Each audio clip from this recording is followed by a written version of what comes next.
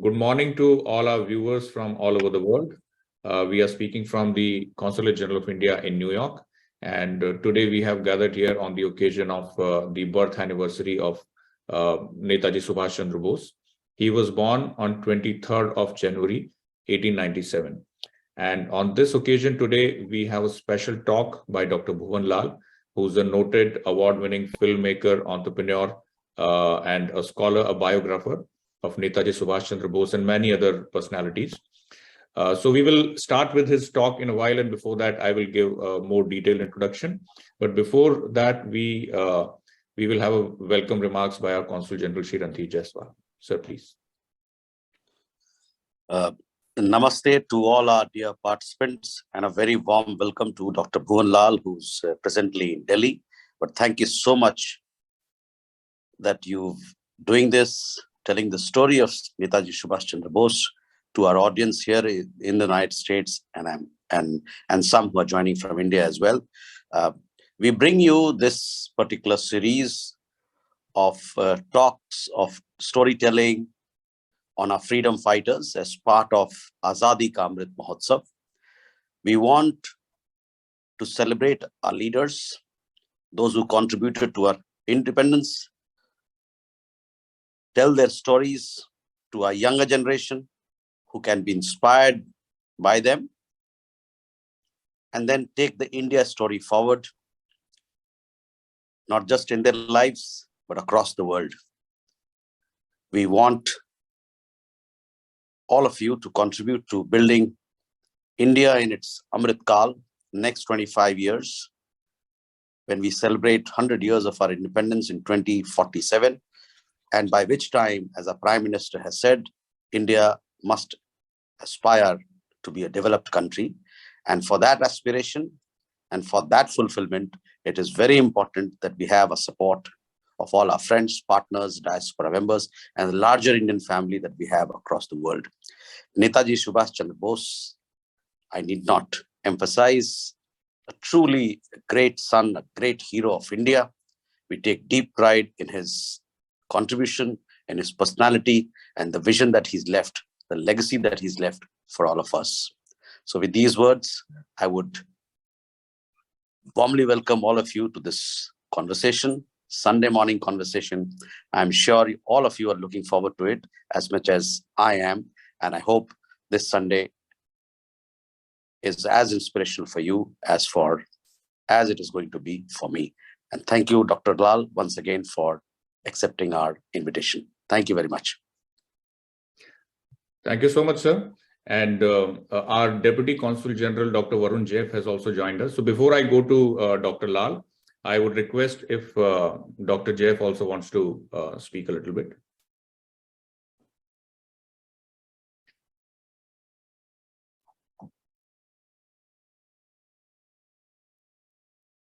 We cannot hear you, I think. Hi, am I audible now? Yes, now you are. Thank you, Vipul. And I join Honorable Consul General in welcoming Dr. Lall, and a very warm namaskar to everyone who has joined us on this special occasion as we celebrate 126th birth anniversary of Netaji. Netaji, he's been a true patriot, a true leader in every sense of the term.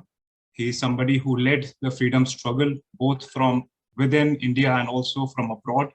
He managed to galvanize the entire populace of the country, also got global support for India's freedom struggle. And even when he was not here, I mean, we all know how the INA trials that took place in Bedford sort of brought the complete circle to what Netaji aspired to, and in many ways got us our freedom. And I'm sure Dr. Lall is going to shed some light on that as well. So I welcome everybody to this conversation and look forward to the exposition that is to follow. Thank you. Thank you so much. So now we'll go to our main speaker, main attraction of the day, Dr. Bhuvan Lall. But before that, I will just give a brief introduction of his body of work.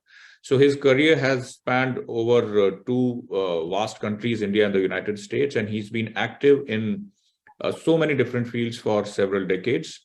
And he's a filmmaker, award-winning filmmaker. He's a biographer of not just Netaji, but several other great personalities, and focused on creating global content with an Indian soul. He has produced 2 artistically acclaimed feature films, 35 documentary films, 25 world-class events, including the multi-million-dollar India Splendor in 2007 in Los Angeles.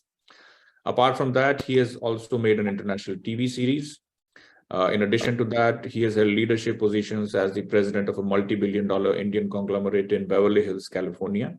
I can keep going on about Dr. Lal, but as will be pretty evident from the way he explains about Netaji's life, you will know the depth and the thoroughness of his research and the articulation that you're going to see. So now I will invite Dr. Lal. But before that, I will also request all our viewers today that right after the talk, there will be a question answer session. I request all of you to think of good quality questions which are engaging, and you can type those questions in the chat box. That will be, I think, the most convenient way for us to present those questions to Dr. Lal. So keep that in mind, and now we hand it over to Dr. Lal. Namaskar, Randhirji. Namaskar, Vipulji. And nice meeting you on the internet, Dr. Varun. First time we are interacting. Thank you to the Indian Consulate in New York for giving me this opportunity. My friends, we are celebrating a life of a man this country owes so much to.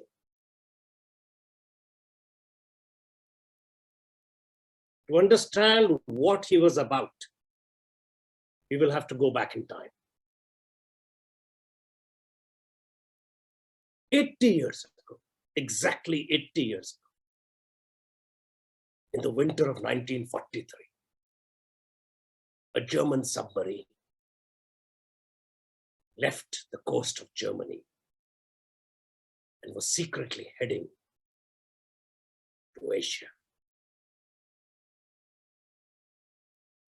The man they were transporting from Germany to Asia was an Indian leader. His name was Subhas Chandra Bose. He was not a Navy man. He was not a military man. He was just a leader. A very unusual person who had impressed everybody who had ever met him. Subhas Chandra Bose was going to be taken on a perilous journey, a very dangerous journey. But to understand why he was undertaking this journey, why would a man who had never been in a submarine, was not a military person, undertake this difficult journey? We have to understand what the Indian freedom movement was about. And we have to go further back in time. 18th September, 1857. Delhi, Red Fort. The Qadar of 1857, later on known as the Mutiny of 1857, was a devastating event in the history of our civilization. The British forces on 18th September 1857 had crossed over from the Kashmiri Gate and were trying to get into the Red Fort. It was a major battle being fought on the streets of Delhi. Every inch was being defended by the rebel soldiers. The Indian Sipais was not letting the British Fauj enter the city. The Red Fort was being defended. There was smoke, there was blood. Around 11:30 that day in the morning, the sky started going dark. And suddenly it became almost like a night scene. The soldiers looked up in the sky and they were bewildered. They saw the moon invading the sun. A solar eclipse had taken place. In India, astrologically minded people have always thought and seen such celestial movements as full of historical importance. And yes, this was a day of historical importance. The Sipahis knew they've lost the war.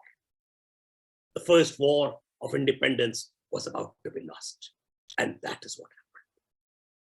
The next day, early morning, Bahadur Shah Zafar, possibly the last representative of the Mughal Sultanate, quietly left the Red Fort, never to return back as an emperor or a king of the dynasty that his forefathers had founded.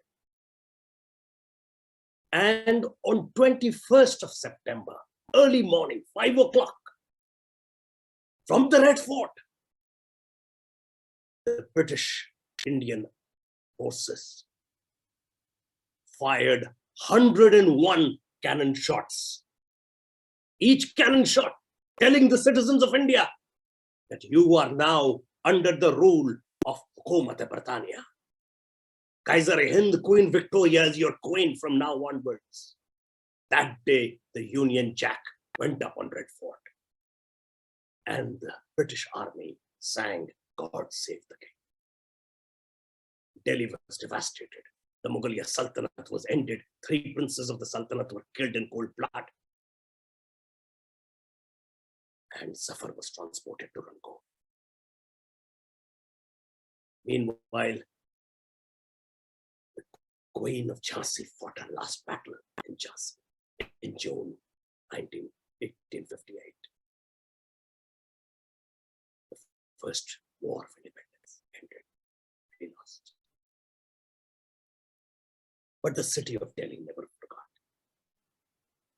Every day they saw the Union Jack flying on the Red Fort. And every day they thought, one day will come when the world will change.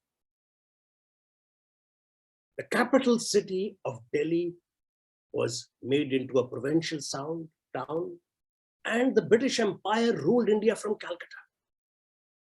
Later on, it became impossible to run such a big country from a place like Calcutta in a distant part of the country. So they decided to move back to Delhi. In 1912, on 23rd December, Lord Hardinge re-entered Delhi as the Viceroy of India and came to Chandni Chowk. That morning, around 11:30, as his entourage of 50 elephants walked onto the Chandni Chowk, main street of Delhi, and went towards Red Fort to unfurl the Union Jack, a bomb was thrown at him. He almost died. This was the way of welcoming him to Delhi, the city the British had devastated in 1857. The events in Delhi and Chandni Chowk led to the creation of Ghadar Party in California by a man called Hardayal. Hardayal's Ghadar Party also created a worldwide movement during the First World War. This was the second war of independence. We lost that war too.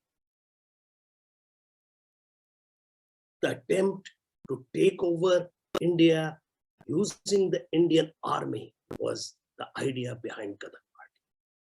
They failed. And the British employed their military power as a despotic regime does in Jallianwala Bagh, essentially to wipe out the remnants of the Ghadar Party. In September 1920 in Cambridge, a young student saw the results of the Indian Civil Service exam. He stood 4th. He was the brightest man to appear in that exam that year. But the British examiners had heard reports of him being a bit of a rebel, so they had not given him enough marks in the interview. He actually had topped. Subhas Chandra Bose had arrived at the scene. From that moment onwards, he would become the most interesting man in the Indian freedom movement. Even though he had qualified for the Indian civil service, a dream job for any Indian at that stage, in fact, a job unlike anything, it would be like becoming a CEO of a Fortune 500 company in today's world. At that young age, he resigned. He decided not to go forward. He was the only person in the history of the Indian civil service examination ever to have qualified and resigned. Nobody had done that before. He became the stuff of legends in India. He was invited everywhere to speak. He became a member of the Congress party. He was all over the place. The British eventually caught up with him. They realized he was a man of great, dangerous proposition. That young man was jailed 11 times. He was sent to Mandalay. He was sent to obscure jails. He suffered ill health. Eventually, he moved to Europe. And in this period of moving around the world, he understood what was happening. The British were ruling India with two devices: the Indian civil service to extract the wealth, and the British Indian army to enforce the rule, the control of the country. He had already appeared in the Indian civil service exam. He knew what that was about. Now the objective would be to take control of India through military means. Meanwhile, the Congress party needed a young leader. They needed a new person. Despite opposition, they invited Subhas Chandra Bose to become the president of the party and lead the party. 1938, 7th March, Time magazine in North America published a cover story on Subhas Chandra Bose as the new leader of the Congress party. The stage was set for taking over the biggest resistance movement in the country. As things happened, the philosophy of the Congress party and Netaji Subhas Chandra's philosophy did not match. And after serving for a year as president, he decided to serve another year to make sure that his plans could be put in action. But the party was not very happy. There were members in the party who didn't want it. Subhas Chandra Bose, being a democratic person by nature, suggested they have an election, something unheard of in the party till then. Mahatma Gandhi suggested another person to fight an election against him, Mr. Siddharamaiah. For the first time, the election happened and the results came out. The man who won was Subhas Chandra Bose. All of a sudden, there was a change in the thinking of the party. The entire working committee resigned and walked away. And Subhas Chandra Bose was left alone as the president. A clear indication that even though he had won democratically, he wouldn't be supported by the senior leadership.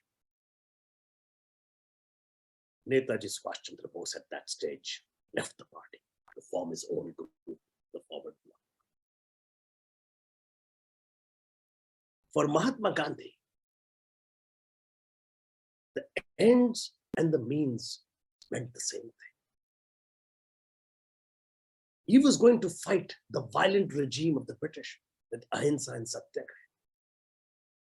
For Netaji, any means necessary would be employed to achieve the rule, the liberation of India. He was open to revolutionaries. He was open to violence. He was open to anything that could get us freedom.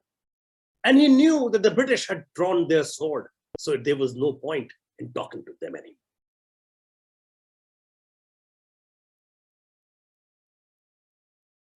In March 39, Hardayal died in Philadelphia, the man who was the architect of the Ghadar party. But by that time, Europe was in turmoil and a war started. The British employed Indian soldiers in the war without even asking us. We were certainly fighting for the independence of Britain, and our soldiers were dying on the battlefields in Europe. Netaji at that time was put in jail by the British as a precautionary measure. In January 1941, Netaji secretly left Calcutta, hoodwinking the British police, reached Peshawar. From Peshawar, he crossed over to Jalalabad. From Jalalabad, imagine, he's in his mid-40s. He was already the youngest president of the Congress party by now. He's in his mid-40s. And he's crossing in the winter, the mountains, on foot. He reaches Kabul. And in Kabul, nobody takes him seriously. They think he's an imposter. With great difficulty, he manages to get to the Italian commission to get to Europe. The Germans have not helped him. The Russians have not helped him. He's finally sitting in front of the Council of Italy and trying to convince him that he's Subhas Chandra Bose. He says, please believe me, Senor. I am Netaji Subhas Chandra. I'm Subhas Chandra Bose from India. I need to get to Berlin. Consul General looked at him and said, you don't need to convince me. Senor Bose, you don't remember. When you came to Roma, I was the diplomat who helped you. I was the diplomat who showed you Rome. I know you're Subhas Chandra Bose. I will do whatever it takes to get you to Berlin. Netaji Subhas Chandra Bose was transported to Berlin. But Berlin was in great trouble. The country was being bombed by British bombers. The Allied forces were all over them. They had no time for a man from India running over here and coming for freedom. The Nazis hated India. They thought the British were doing a fine job. But once they met Subhas Chandra Bose, they suddenly realized he was a very unusual man. The Germans even decided to make a huge film on the escape of Netaji from Calcutta to Berlin.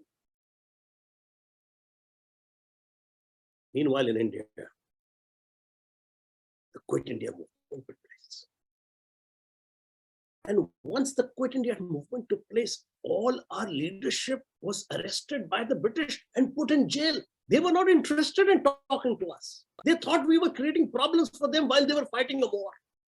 And it would become very difficult to control the country during the war with another sort of resistance movement happening here. So all our leadership was in jail.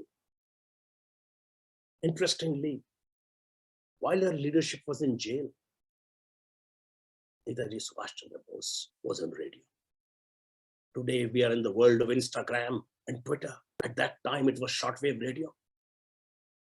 And on shortwave radio from Germany, on the Azad Hind radio, Netaji told us, don't worry, I'm going to get your freedom. I'm still here, fighting for you. Japan had already conquered most of Southeast Asia. They had reached the border of India. They were standing in Parva. Subhas Chandra Bose, while living in Germany, had created an anthem for India which would be free. Jan Gan Man. He had created a slogan that would unite the country. Jai Hind. And the group of Indians he met, who became part of his core committee, they started calling him Netaji. 80 years ago, he boarded a submarine. He was 5'10 and a half, almost 5'11. The height of the submarine was not so.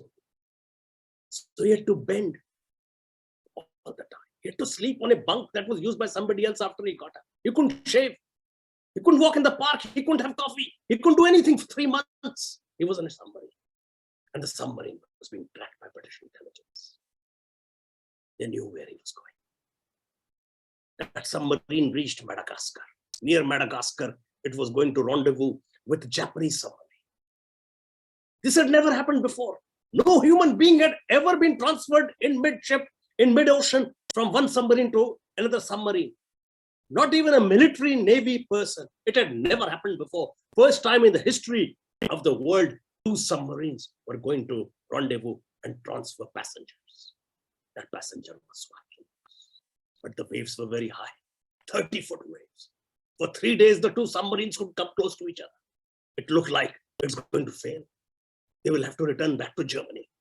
The captain decided to turn around and go back. Netaji told him, I haven't come this far to go back. I have to go forward. I have to get my country freedom. I will go on the Japanese side. With great difficulty, he crossed over. There were sharks in the water. He was in a small boat. The Japanese submarine soldiers were firing at the sharks, killing the sharks while Netaji crossed over to the Japanese submarine successfully. Once he reached Japan, the Japanese had no respect for India. They did not think we mattered much.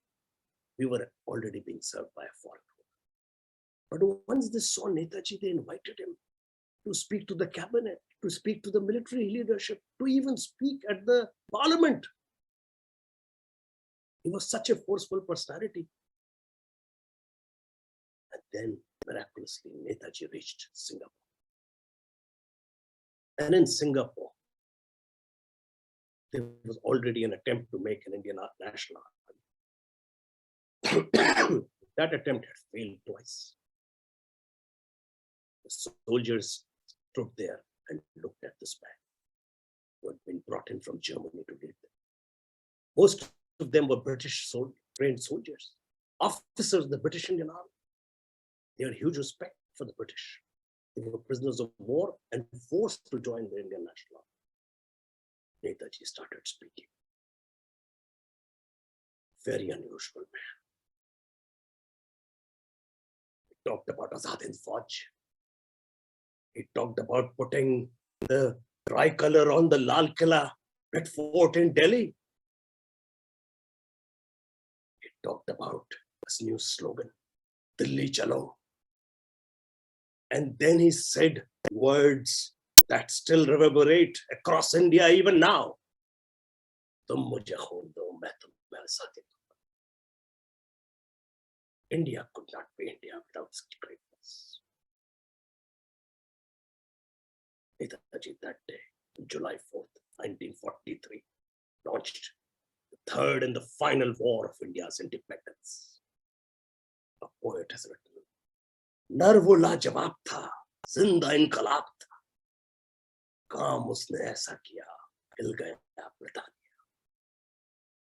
60,000 people volunteered to join the Azad Hind Fauj. Among them were Shah Nawaz Khan, Prime Sehgal, Gurbaksh Singh.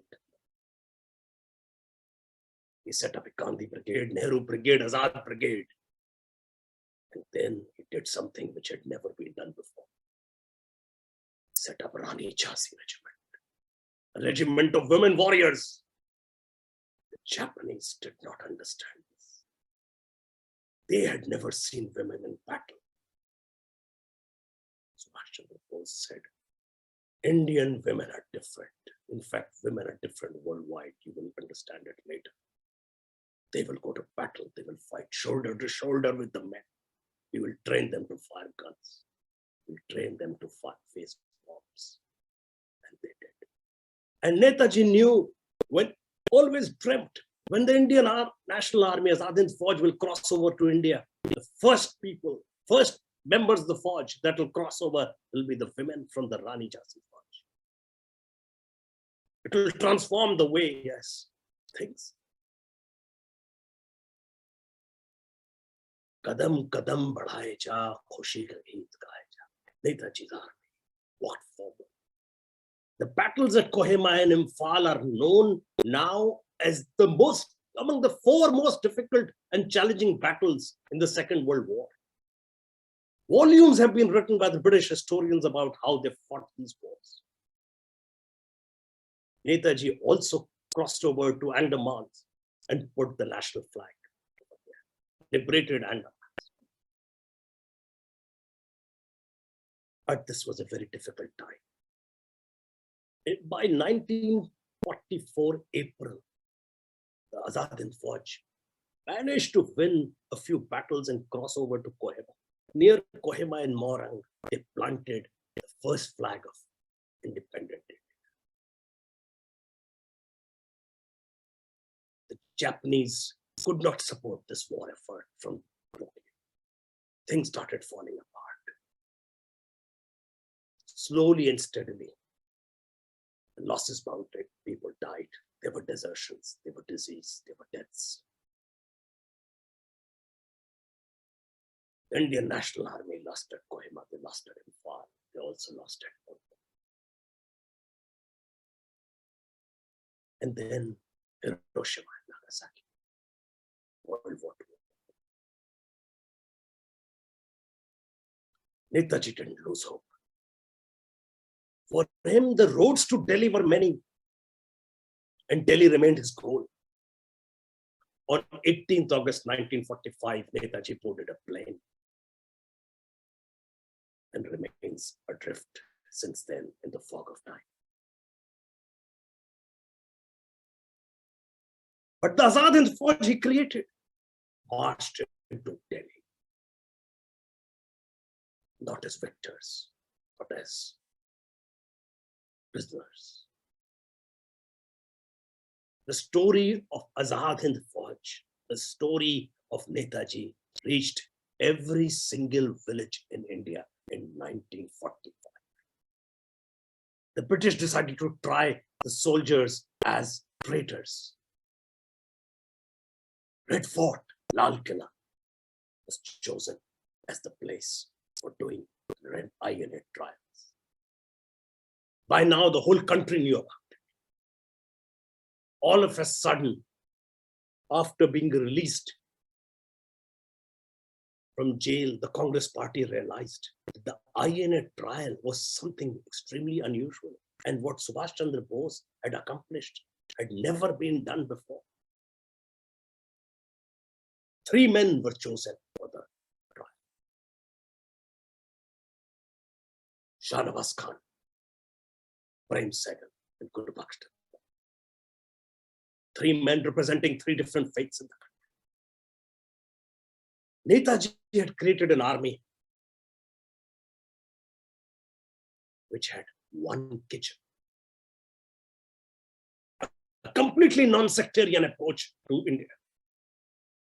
He had united the country. And not only did he unite the country, he made every soldier of the British Indian Army patriotic while working with him. All the soldiers who became members of the prisoners of the war during the trial, they were interviewed by the British officers. They couldn't break into them. They were so tough. And the Indian officers and the Indian soldiers who had family and relatives within the Azad Hind Fauj, because they came from the same villages, same towns, same cities in the country, same regions. They inquired about Subhas Chandra Bose. What is he like? What was he about? What was Azad Hind Fauj doing? They were told, we were fighting for our freedom. We were fighting for the king.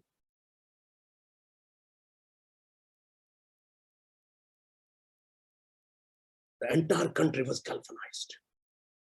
The Congress party, the Hindu Mahasabha, Muhammad Ali Jinnah's Muslim League were on the same side of the fence as far as Netaji and INA were concerned. The first. They wanted Gurbakh Singh Dhillon, Prem Sehgal, and Shahnawaz Khan to be freed.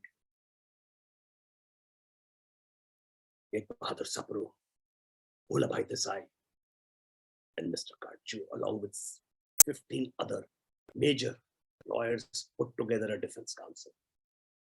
But the match was fixed. The British didn't want them to be freed. They wanted to, in fact, make them an exception and make the 3 men go to jail forever. It's not possible. It was not possible because General Auchinleck, even though the British courts had court-martialed the 3 men, was not willing to sign the letter. he had been receiving reports, secret reports, that all the ranks in the Indian army were indirectly supporting the Indian National Army and Netaji Subhas Chandra Bose. And the news that the army had women's regiment had transformed the minds of the country. The songs of Netaji Subhas Chandra Bose, INA, were being sung everywhere. Jai Hind became the song of the country, the slogan of the country. Kadam kadam badhaye ja, everybody knew. So many children born in that period were called Subhash. लाल किले की दीवार तोड़ दो, सैगल शाहनवाज और गुरबख्श को छोड़ दो.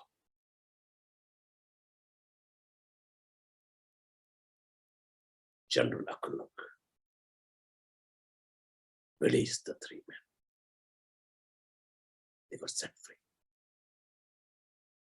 1st January 1946. The mighty British Empire lost to one man, Netaji Subhas Chandra Bose. India became free. Within months, there were rebellions. The entire naval establishment revolted. There were mutinies in Karachi, in Aden, in Bombay.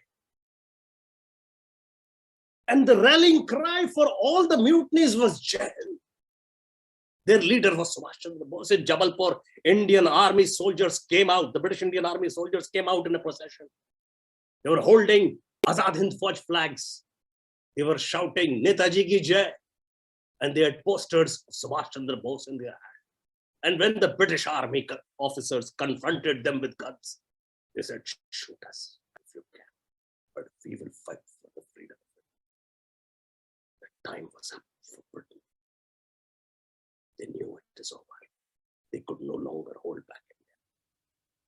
This man who had resigned from the Indian civil service had changed the mind of every single Indian soldier. They were no longer loyal to the king. They had chosen their own country. They had chosen their own. The INA trials were scrapped. Vallabhbhai Desai, who had fought this fight right to the end of his life, was very unwell. He died on 6th May 1946. The city of Bombay came to a standstill in respect of that man who had fought for the freedom of India. And when his funeral happened, the entire procession came out on the streets. Over a lakh of people joined it. And leading that procession was Shahnawaz Khan of Azad Hind Fauj, with his band of soldiers from Azad Hind Fauj. This is what it meant to them. Independence came to India on the midnight of 15th August 1947. The British left us a parting gift. They partitioned our country. If Netaji was around, that would have never happened. He wouldn't have left it. They also made us poorer by $43 trillion. On the 15th of August 1945, in the afternoon near India Gate, the national flag was unfurled. There was an expectation of about 25,000 people. 500,000 people had turned up. With great difficulty, one of the soldiers from the government managed to reach the pole and unfurl the flag. And when the flag was unfurled at the India Gate on 15th August 1945 at 3 o'clock in the afternoon, the skies exploded with a rainbow. India was finally free. From the eclipse on 18 September 1857 to 15th August 1947. The eclipse to the rainbow. But the city of Delhi did not believe that India was free till the flag flew over the Red Fort. So on 16th morning, Sardar Patel ensured the flag flew over Red Fort.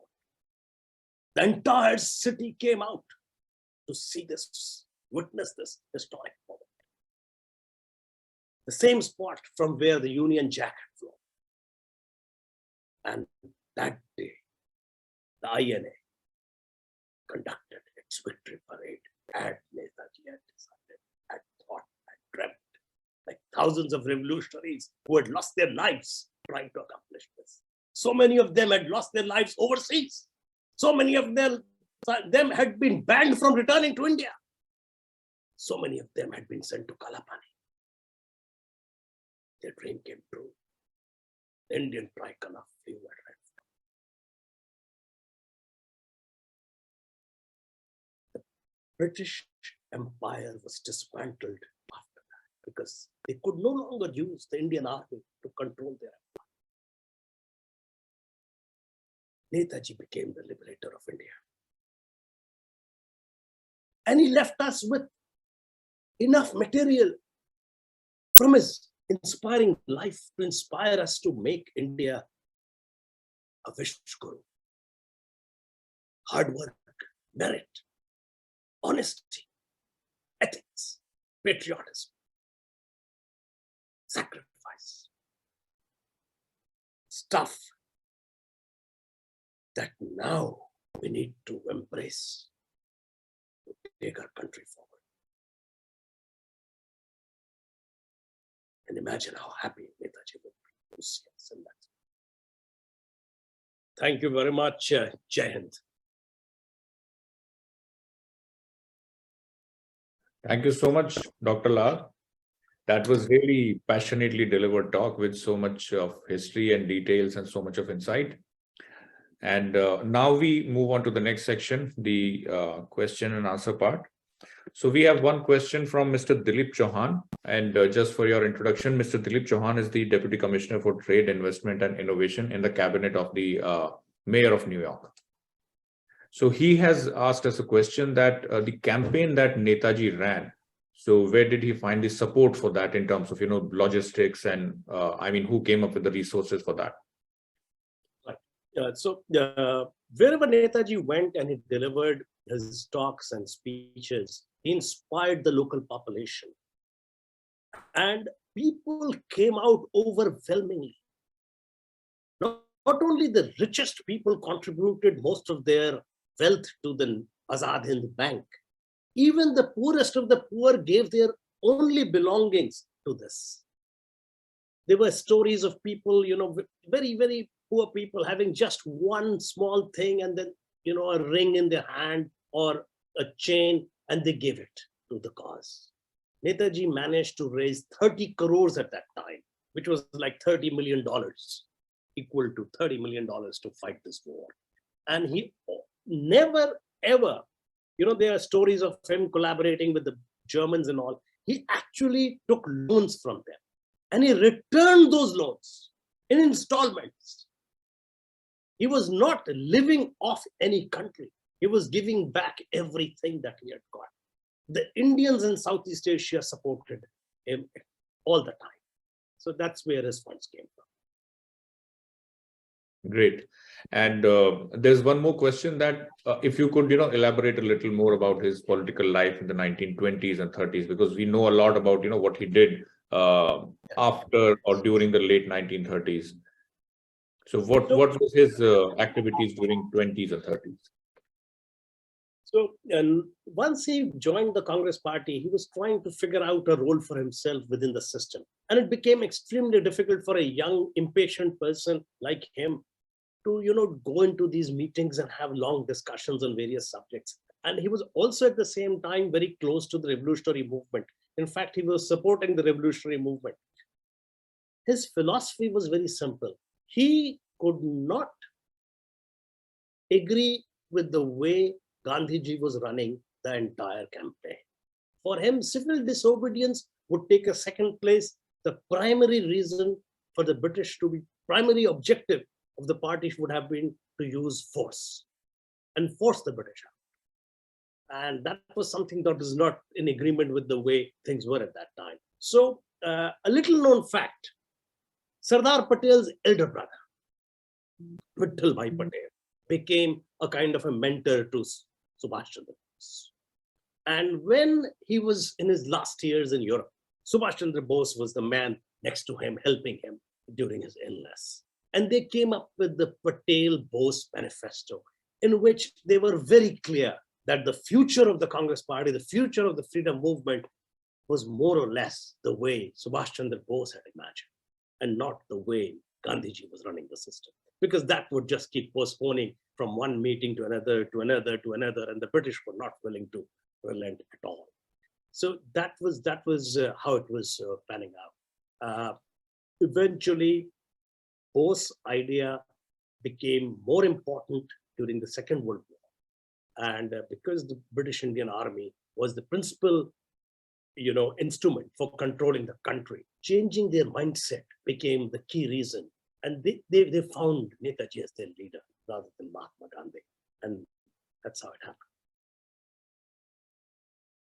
Thank you. Any other questions?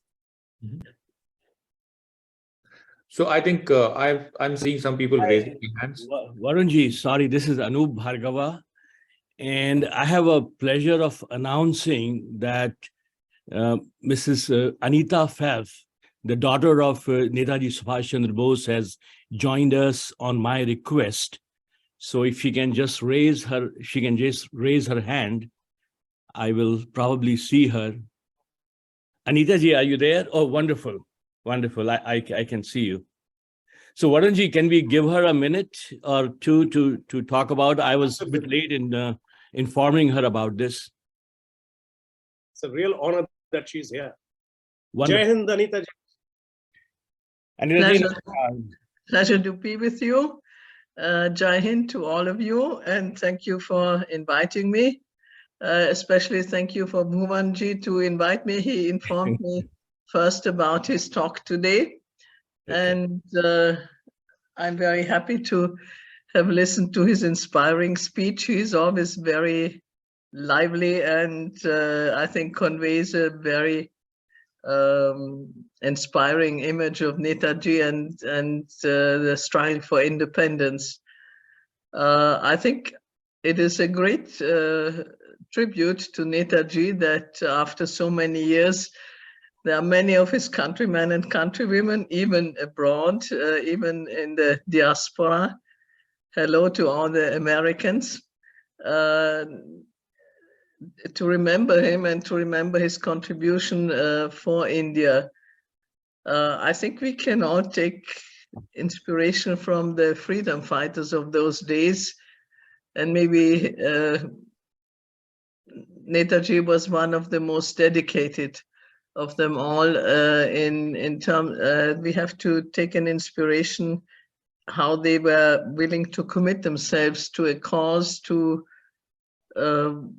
struggle for a cause with dedication and giving up their own personal comforts and goals, giving up professional opportunities, family life and all that, and working for India's independence. And in the case of many of them, also Netaji, of course, they also gave up their lives in order to achieve that objective. And I think in a small way, each and every one of us can contribute to the well-being of others. And I think we should do that, even though most of us cannot give as much as Netaji and many of the other freedom fighters did at the time. And let me also thank Bhuvanji for his conveying to many, I think, a very good picture of what happened at the time. So Jai Hind to all of you, and it's good to be with you. Thank you. Thank you so much, Anitaji. It was a real pleasure and an honor to have you on board. Bhuvanji, you want to say something? I met Anitaji 21 years ago at her house, and she's always very inspiring, and it's so nice to be connected to her. Today, so many years, 75 years later, India is coming back to the point of for understanding what Netaji was about. And if we are able to understand his non-sectarian approach, his belief in gender equality, and the whole point of Indian patriotism of being for the country all the time, we will develop into a first world country within our lifetime. And that will be a huge tribute to the man that we are honoring today. That's my personal belief. And I'm always grateful to the Council General and the Council in New York to organize these things every year. We should try and take this forward. And the Indians living in America, they would love to see India in a stronger position, and things are the way they are. We can do that. We can definitely accomplish that. Thank you. Thank you, Mukul. Thank you so much. I think I just saw DCG raised his hand. Do you want to say something? Bhuvanji, thank you so much for taking us through the life legacy of Netaji, and that in such a passionate manner. You always do that. And I remember last year's conversation as well. And it's indeed been an honor also to have Netaji in our midst. If I recall correctly, both of you had given us the honor of having you two as we launched the Azadi Ka Amrit Mahotsav celebrations here in 2021 in the consulate. You had joined us then also, and it's been a true honor to have you both with us today as we celebrate Parakram Divas, as Netaji's birth anniversary is being celebrated. We also mark the beginning of the celebrations of Republic Day in India. Earlier, it used to be on the 24th of January, but since last year, it started now on the 23rd to also pay tribute to the great son of India and the great patriot that Netaji was. I have two questions for you, Dr. Lal. One, Netaji was born in a rather wealthy family. His father was a barrister who also pleaded for the British. He himself went to convent schools, be it Ravenshaw, later went to University of Calcutta, eventually graduating from the Scouting Church College, then Cambridge. So what was the inspiration that drove him from a convent British English education to fight for the freedom of the country? So what were the inspirations during his childhood? That was one. And number two, for the benefit of our friends joining us from the United States, Netaji traveled widely across the world, Southeast Asia, Far East, went all the way to Europe, though he did not cross the Pacific, but I'm sure there were many contemporaries of his and leaders such as Lala Hardayal, about whom you write in your book.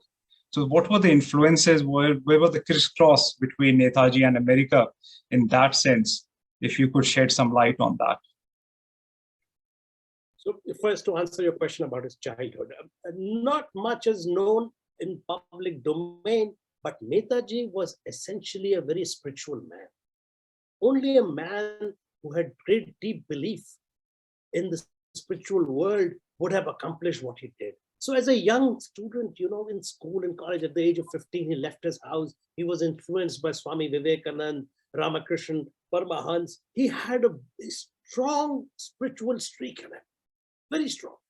And that was to do with what India was about, And the combination of Bengal Renaissance, the combination of British education, as you mentioned, just created a very unusual personality. This individual who was completely at home in Europe, could speak European languages, was also at home. If you look at his mark sheet for the ICS exam, he also appeared in the Sanskrit paper. So he knew Sanskrit also. And essential element which completely put him in a different space, he always spoke in Hindustani across the country. He was fluent in Bengali because of his mother tongue.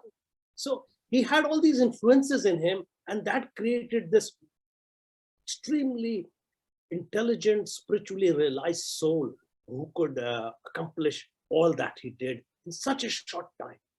And to answer your, so all these influences came from his childhood and his parents and his mother specifically. He was also very closely associated to his brothers. They were a very close-knit family. They helped him a lot. They actually financed part of his life very early on. And during college years, there was an incident which has, given an insight into what he was thinking. One of the teachers was a bit of a racist, and Netaji led a group of kids who took care of that problem in the college. And he was rusticated for that. So he had to appear in the exams from another college. He had that rebellious streak, and he was about 17, 18 at that time. Coming back to the other question about influence of the United States of America, the Ghadar party disappeared after, 1920s, and parts of Ghadar party specifically with Rash Bihari Bose landed in Japan and Southeast Asia. And those influences were well known to Subhas Chandra. And when he went into that part of the world, he reunited all those elements into Azad Hind Fauj. So even though directly he never came to North America, he had nothing to do with the United States, he had a connect with the people who had started the Ghadar party early on. So that is that. Thank you, Dr. Lall. Thank you so much, Dr. Lall. Do we have any more questions or comments from any of our viewers? Anoopji, you want to say something or ask a question or a comment? No, I'm fine, Vipulji. I'm so happy that Anitaji could join, and thank you so much to her. But no, it's a wonderful conversation we had. Congratulations to Mr. Lall. I had a chance to listen to him before, also in the Gopio meeting that we had with on the Shahid Divas, I believe it was. It was, I think, 2 years ago. The same 2 years ago, and it's so good to hear. And thanks once again, to everyone. Vipulji, can I ask a question? This is Sid from Gopio.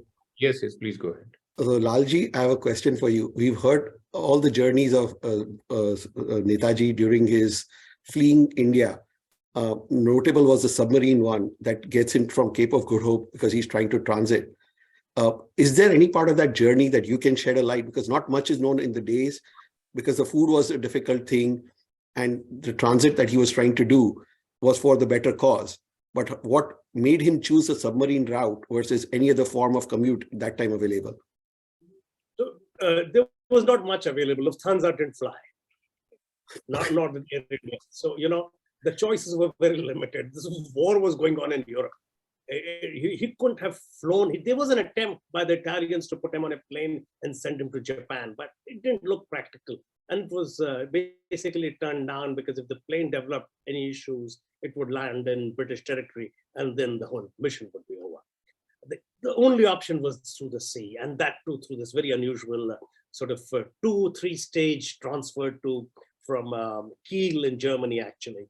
Very interestingly, he left a letter with his companion at that time, with his, it was not, known in India as that he had been married in Europe, and Anitaji was born there. So he left a letter for his family, and he boarded this ship. And he didn't know whether he would reach the other end of the world through this. It was a very dangerous. He also took with him Abid Hassan.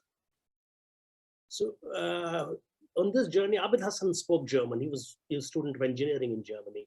He was a fantastic individual. He was later on known as Abid Hassan Safrani. He's actually the person who is indirectly, the man who originated Jai Hind. Because interestingly, when he was in Germany, they were trying to create a national slogan, sort of greeting, national greeting. And they came up with all kinds of things. Finally, Abid Hassan came up with Jai Hind. So he accompanied Netaji, and the two of them sat through this journey. I have actually seen an interview of Abid Hassan in which he's talking about that journey, that very difficult journey. And he says that, depth chargers were being dropped at every inch in the North Sea and in the Atlantic. And every submarine was being attacked by the British RAF and the American bombers. And while this was happening, the submarine would shake and things would move around, but Netaji was calm. and he kept on dictating his speeches to Abid Hassan, who was extremely nervous, because death was just around the corner, things could go wrong. And these are very, very fragile things, the submarines in the Second World War. So it was an unbelievable journey. It had never been attempted before, as I said earlier. Also, the food, till they reached the Japanese submarine, they had never, sort of little bit of Indian food with Abid Hassan had smuggled onto the submarine. Most of it was the usual German stuff, and they had to make do with it. Finally, when they reached the Japanese submarine, they had some rice there, and they celebrated the birthday of the King Emperor of Japan. So they had a nice celebration, and Netaji got to meet the Japanese people. Subhas Chandra Bose, I can go on for another 3-4 hours. It's something that I love. So we will probably have to ask the council to set up another story about other aspects of his life, because there's so many things to talk about. I try and distill it into as short a possible way a Zoom call can take care of, and all your answers can be. But there are many aspects of his life from various things. Thank you so much, Lalji. One more follow-up question for Anitaji. The memories that you gleaned from the letters, is there anything that is not widely known you would like to talk to us about today on the many letters that you've been able to read and transcribe from? So thank you so much, Siddharthji. Before we hand it over to Anitaji, I would just like to remind everyone that we are running out of time now. So we won't be able to take any more questions after this. But we promise that we will keep organizing such sessions in the future. And just for everyone's information, very soon we are going to organize another session on Lala Hardayal with Dr. Bhuvan Lall. So during that, we will have more occasions to delve deeper into our freedom struggles history. Over to you, Anitaji. Thank you, and also thank you to the Consulate General in New York for setting up this meeting and supporting the organization. Let me add one thing to the submarine journey. Bhuvanji mentioned many of the aspects why he embarked on this journey, and that it was a very difficult one. Let me just add a statistic as an economist.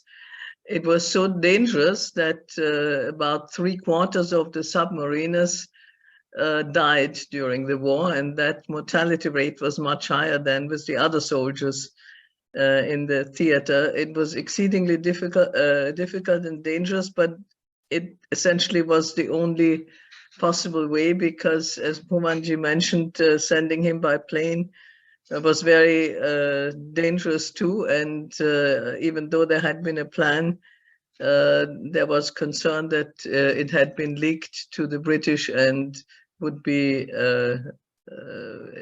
endanger him even more. But Netaji is reported to have said that this submarine journey was the most dangerous and difficult thing he ever embarked on, and I can well believe that, because these submarines during the Second World War were not as safe as they are today, and not as spacious as they are today. I've also talked to some of the submariners. One of them lived in the city where I live too, and he also painted a picture of that undertaking, which was very difficult. In fact, this gentleman who told me these stories also mentioned that he was very lucky to escape, because U-180, with which my father was taken around the Cape of Good Hope, was eventually sunk during the Second World War. But this gentleman's parents had petitioned the state, because they had already lost 3 sons during that war, and he was the last one alive. And so he was taken off the submarine, because it was a very dangerous thing. But let that be enough about the submarine journey. my father and my mother exchanged quite a number of letters, as you mentioned. Of course, you have to keep in mind that for the most part, these letters, at least as far as they came from India or went to India, were censored. In fact, during the period when he was imprisoned, it always had the stamp censored and passed. There were some few probably which also were not delivered at all. So it was always a very sort of careful way to communicate at all.